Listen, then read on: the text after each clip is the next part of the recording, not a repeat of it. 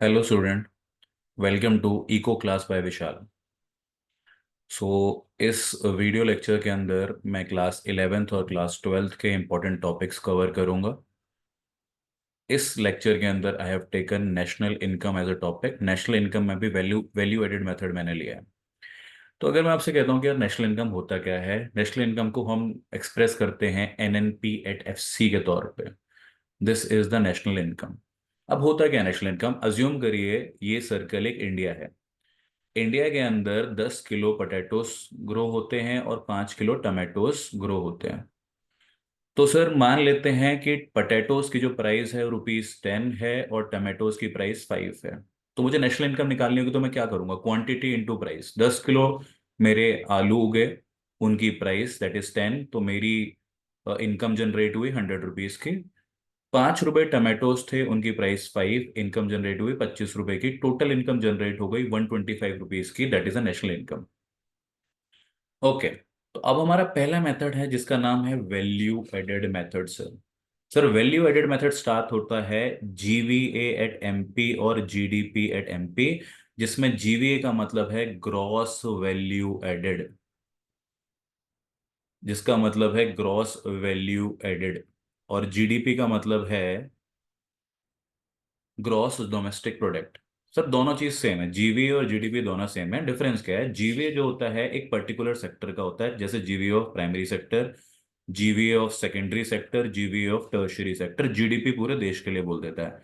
तो अगर आपको कहीं भी दिखे जीवीए और जीडीपी दोनों सेम होते हैं, कंफ्यूज नहीं होंगे। फॉर्मूला स्टार्ट होता है जीडीपी एट एमपी या GVA at MP is equal to value of output minus intermediate cost. GDP at MP को ही वैल्यू एडेड बोलते हैं। वैल्यू ऑफ आउटपुट को आगे मैं यूज करूंगा VO as a short form, और आईसी को इंटरमीडिएट कॉस्ट। एक एग्जांपल से समझते हैं इसका मतलब होता क्या है। एक मिलर है जिसने ₹500 का आटा बेचा। यार मिलर वो जो होता है जो कि आटा बेचता है। मिलर ने ₹500 का आटा बेचा। उस आटे को खरीदा एक बेकर ने केक बनाने के लिए। उसने उस आटे को यूज करके एक केक बनाया जिसकी वैल्यू थी ₹800। आई रिपीट, एक मिलर ने ₹500 का आटा बेचा। किसको बेचा? बेकर को बेचा। बेकर ने उस 500 रुपए के आटे को यूज करके एक ₹800 का केक बना लिया। तो सर ये जो ₹800 केक की वैल्यू है ये मार्केट वैल्यू है, जिसको हम बोलते हैं वैल्यू ऑफ आउटपुट। और ये जो ₹500 का आटा है वो इंटरमीडिएट कॉस्ट है, रॉ मटेरियल है जिससे उसे केक बनाया है। तो असलियत में बेकर ने कितनी वैल्यू एड करी? तो सर वैल्यू एडेड या जीडीपी एट एमपी दोनों सेम है। उसका फॉर्मूला होता है value of output minus IC. IC is intermediate cost या रॉ मटेरियल, आप कुछ भी मान लीजिए। केक की कीमत थी ₹800, माइनस हमने इसमें किया ₹500, क्योंकि ₹800 के अंदर ₹500 पहले से ही है केक के। तो एक्चुअल में ₹300 की वैल्यू ऐड करी बेकर ने। तो वैल्यू एडेड मेथड ये बताता है कि कितनी वैल्यू ऐड की गई। आटे वाले ने ₹500 का आटा बेचा। बेकर ने उस ₹500 के आटे को यूज करके ₹800 का केक बना दिया। तो इस ₹800 के अंदर ₹500 पहले से ही है। तो एक्चुअल में बेकर ने ₹300 की वैल्यू ऐड करी इसके अंदर। जरा इस मेथड को समझते हैं और सीबीएसई से क्या क्वेश्चन देता है वो उसके ऊपर एक बार देखते हैं। तो सर मेथड स्टार्ट होता है कुछ इस तरीके से, and I am guaranteeing you कि यार इससे बाहर आपको कोई नहीं पूछेगा। जीडीपी एट एमपी या जीवीए एट एमपी का फॉर्मूला स्टार्ट होता है value of output minus intermediate cost. VO is means VO means value of output minus IC is intermediate cost. Sir इस वैल्यू ऑफ आउटपुट को further bifurcate करते हैं हम लोग। उसका फॉर्मूला है sales plus change in stock. अब game कहाँ आता है कि यार सेल के अलग अलग नाम है।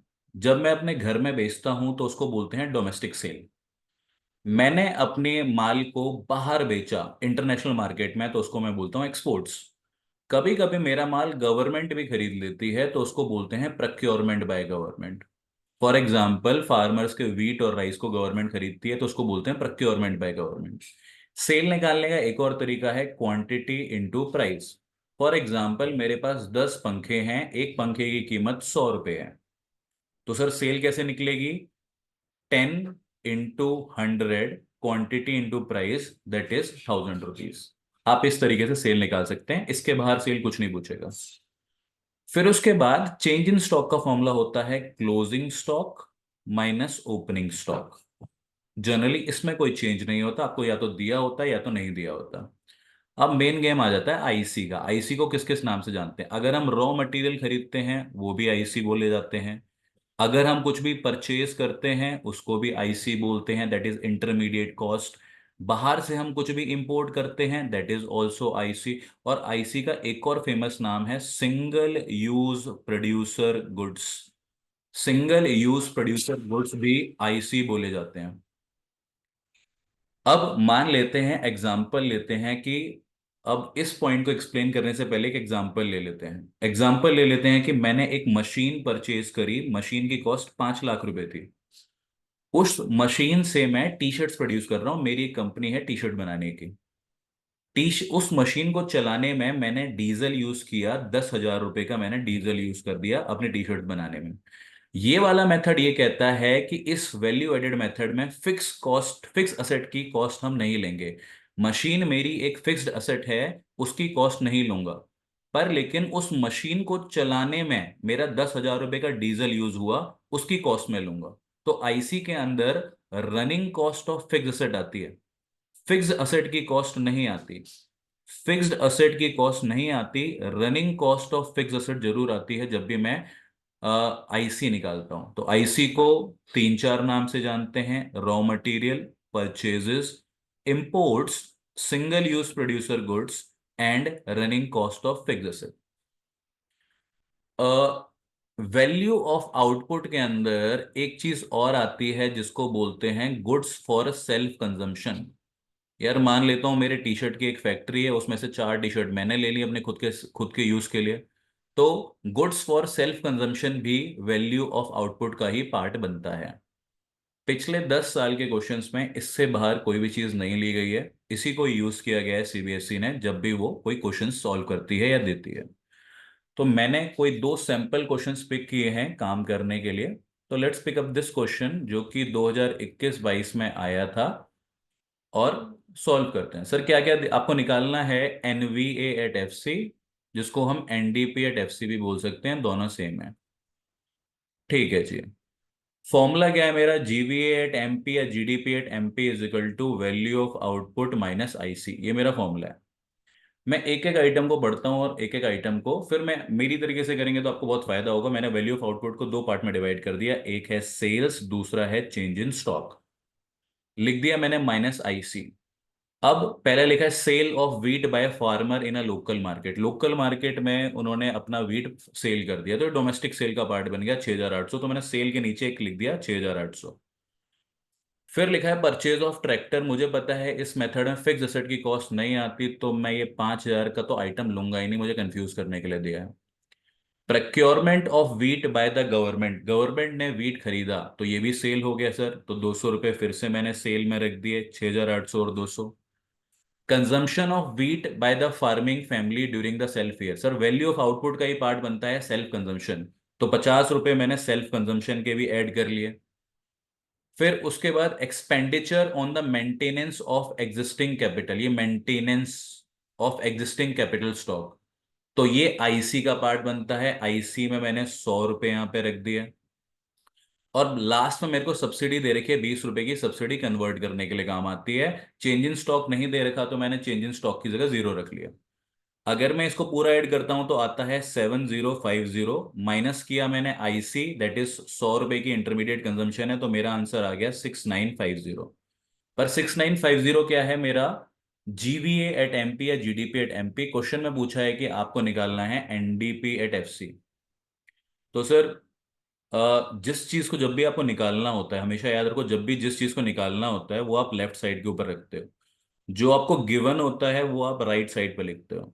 जब आप ग्रॉस को नेट में कन्वर्ट करोगे तो आप माइनस करोगे डेप्रीसिएशन। डी सेम है, डी सेम है, दोनों सेम है, पी और पी सेम है। एमपी को एफसी में कन्वर्ट करोगे तो माइनस करोगे नेट इनडायरेक्ट टैक्स। तो जीडीपी एट एमपी में डेप्रीसिएशन माइनस करेंगे और एनआईटी माइनस करेंगे। जीडीपी एट एमपी मैंने निकाला था, कितना था मेरा? 6,950। क्वेश्चन में कुछ भी डेप्रीसिएशन नहीं दी हुई, डेप्रीसिएशन की वैल्यू 0 हो गई। एनआईटी का भी फर्दर बाइफरकेशन होता है। Indirect tax minus subsidy. Indirect tax कुछ भी नहीं दिया हो आपको तो आप 0 रख लो, सब्सिडी आपको -20 दी हुई है। अगर आप इसको खोलेंगे, ओपन करेंगे तो 6950, ये वाला माइनस है, ये वाला माइनस है, प्लस हो जाएगा +20, that is 6970 is the final answer NDP at FC. जिसको भी कन्वर्ट करना नहीं समझ में आया उसके लिए एक अलग से वीडियो आएगी जिसमें आप कन्वर्ट करना सीख सकते हैं। पर this is how you will solve this question. एक बार आप देख लेंगे कि हमने कैसे किया।